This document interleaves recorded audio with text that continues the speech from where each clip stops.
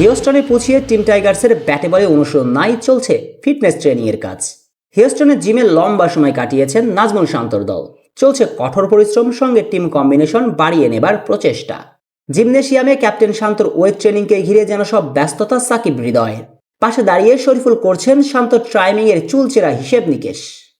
পরন্ত বয়সে এসেও মাহমুদুল্লাহ রিয়াদ যেন ফিটনেসে দুর্বার।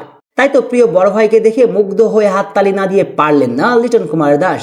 40 ছুঁই রিয়াদের এমন ফিটনেস মনে প্রশ্ন জাগায়, সত্যই রিয়াদের শেষ বিশ্বকাপ তো, নাকি টি-20তে খেলা চালিয়ে যাবেন রিয়াদ? তাসকিনের আপাতত লড়াইটা ইনজুরির সঙ্গে। জিম্বাবুয়ের বিপক্ষে শেষ টি-20তে ইনজুরিতে পড়েন তাসকিন। মিস করবেন যুক্তরাষ্ট্রের বিপক্ষে টি-20 সিরিজ। তবে ইনজুরি বাধা টপকিয়ে বিশ্বকাপের প্রথম ম্যাচ থেকে মাঠে ফিরতে চাইবেন বাংলার পেস সেন্সেশন। তাই তো ফিটনেস ট্রেনিংয়ে বড্ড সিরিয়াস ঢাকা এক্সপ্রেস। তানজিম সাকিবের ফিটনেস ট্রেন করা দেখে কেন এমন উচ্ছ্বাসিত রিশাদ? পাশে দাঁড়িয়ে শেখ মেহেদীকে কি তালিম দিচ্ছেন মোস্তাফিজ? কাটার মাস্টার কি আইপিএলের অভিজ্ঞতা শেয়ার করছেন ছোট ভাই মেহেদীর সঙ্গে? বিশ্বকাপের মূল পর্বে নামার আগে যুক্তরাষ্ট্রের বিপক্ষে 3 ম্যাচের টি-20 সিরিজ খেলবে টাইগাররা, যেটার প্রথম ম্যাচ মাঠে করাবে 21 মে।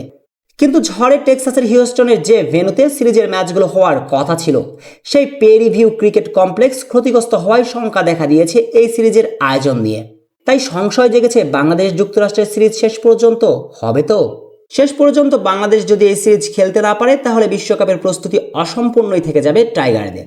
অবশ্যই সিরিজের পর বিশ্বকাপের আগে দুটি প্রস্তুতি ম্যাচ খেলার সুযোগ পাবে শান্তর সাকিবরা। প্রথম প্রস্তুতি ম্যাচ 28 মে তারা লড়বে যুক্তরাষ্ট্রের বিপক্ষে। এরপর দ্বিতীয় প্রস্তুতি ম্যাচ নিউ ইয়র্কে 1 জুন তারা লড়বে ভারতের বিপক্ষে। অবশ্য এই সিরিজ ছাড়াও ক্ষতিগ্রস্ত হওয়া ভেন্যুতে আগামী 7 জুন শ্রীলঙ্কার বিপক্ষে বিশ্বকাপের প্রথম ম্যাচে মাঠে নামবে টাইগাররা।